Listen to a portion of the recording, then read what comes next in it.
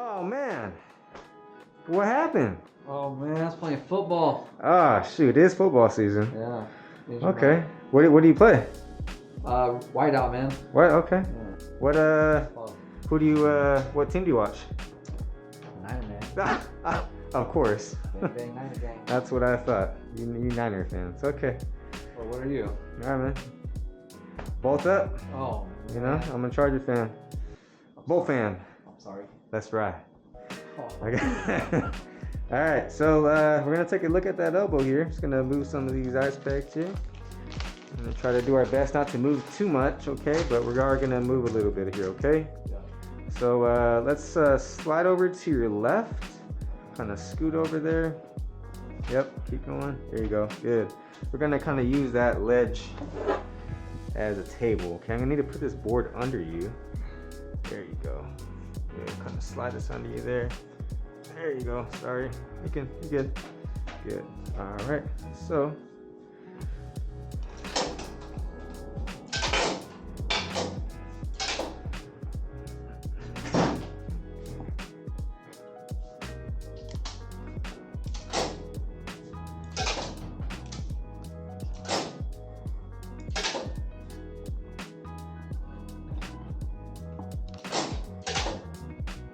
Hold still there.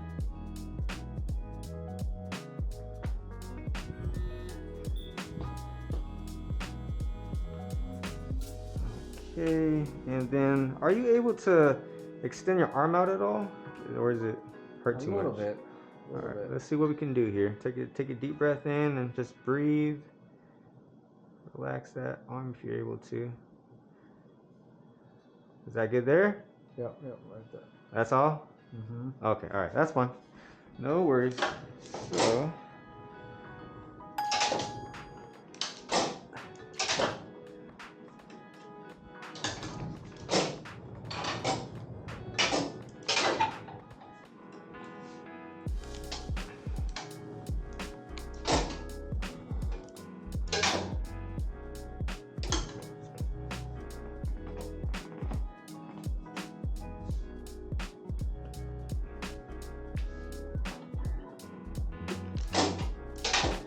Alright. Hold still there.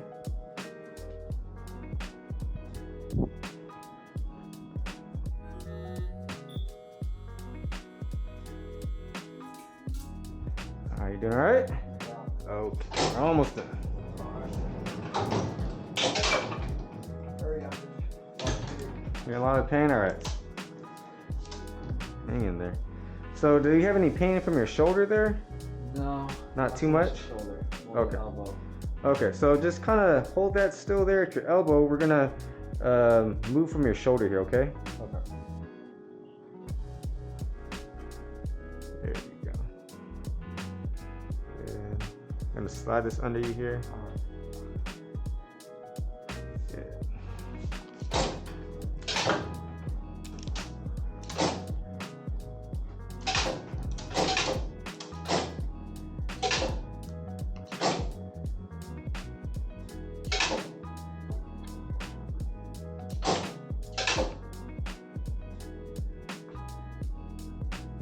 All right, close.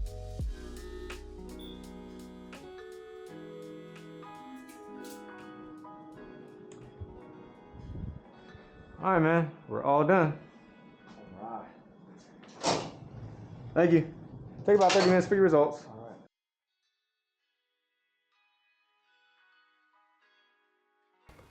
So there's no right or wrong way of approaching a trauma exam. You need to somehow, some way, get the images needed to diagnose the patient. By now, hopefully, you've done countless of routine elbows. You know what the image needs to look like. You know the positions you need. Now you need to solve this puzzle in front of you. You must somehow, some way get the tube into the projections and patient into the positions needed to get these images.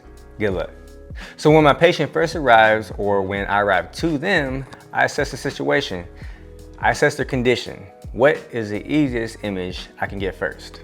I then notice that there is not enough room for me to place my image receptor under my patient's elbow safely. So to create a more stable foundation, I asked my patient to slide over.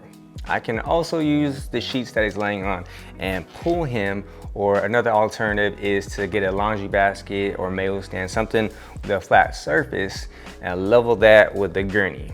This creates an extension of the gurney and a more stable surface for your image receptor. So I see at first that my patient's elbow is in a 90-degree angle, and it's not too far from being parallel to the bed. So if I match the tube with the plane that the elbow's epicondyles are on, boom, in theory, I should get a lateral elbow. If you noticed, that slight rotation of the gurney aligns my patient's humerus with the length of the room, making it easier to position the tube and get perpendicular with the humerus. Most tubes won't rotate in small increments, or if they do, it's still not the exact rotation you need. So I instead move the gurney to match up with the tube when needed. I then decided to go after the AP. I could go with the frozen elbow method, imaging the distal humerus and the proximal forearm. However, if we extend the arm a little more, boom, we can get away with enough of the humerus and forearm to get an AP. Now, your patient is in pain. How much? Well, realistically, we don't know. By now, you know that your patient can be very emotional at this time. And with any movement they make, they may over-exaggerate their discomfort. So I always refer to my first image as a scout to see if there are any fractures at first. And then that determines how I approach the rest of the exam positioning-wise. If there is no fracture visible, then encourage them to move that body part. And if there is, still encourage them, but leave it up to them how far they can push it. Everyone has their own pain tolerance. And then adjust to what they give you. Have them help you.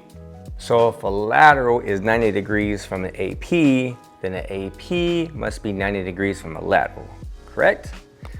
So all I do for my AP is go 90 degrees from the lateral. This time, instead of going parallel to the epicondyles, I'm going perpendicular. And splitting the angle the humerus and the forearm creates. Now for the external oblique. How in the world are we going to get that arm in that position? Well, the sole purpose of the external oblique is to visualize the radial head and the neck. But we don't need to get that arm in that position to see that, because we know there's another position or method that creates that, the Coyle method. Now this isn't going to be the prettiest image you've taken. The Coyle method already elongates the radial head, and we are going to have some OID here. But it is going to free the radial head and neck from the superimposition away from the ulna. So to minimize the OID and the distortion, we need to get the forearm a little bit more closer to the plate. So reminding my patient to keep the elbow firm, we move from the shoulder joint and place the forearm closer to the image receptor. At times, you'll even get your patient to lay the forearm directly onto the image receptor.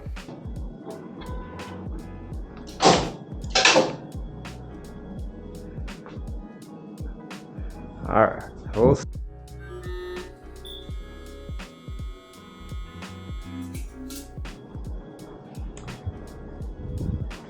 All right, man, we're all done.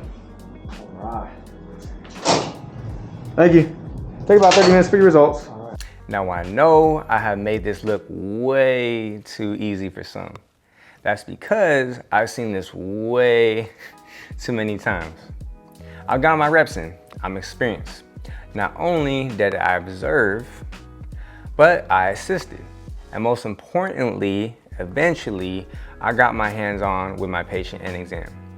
Thankfully, I had amazing CPs and techs that mentored me, and this is crucial for my development and yours too, gave me room and time to let me think and learn. I failed, I made mistakes. However, with those mistakes, I learned from them and identified what the mistakes were, why I made them, and what can I do to avoid them next time. Disclaimer, if you are stuck and you start getting anxious and your gut is telling you, what the hell am I doing? It's all good, it's all good. Take this loss and get some help. That's okay, it's okay. You'll get the next one. I believe in you. We've all been there before. But it doesn't do you or the department any justice if you're just in there lying to yourself, getting the department 30 more minutes behind. Now they're at 2 hours. Remember, don't compare your beginning with someone else's middle or end. You'll get there eventually. In the meantime, just focus on your now and get better. The fact you're right here, right now, watching this to get better, you'll be there soon.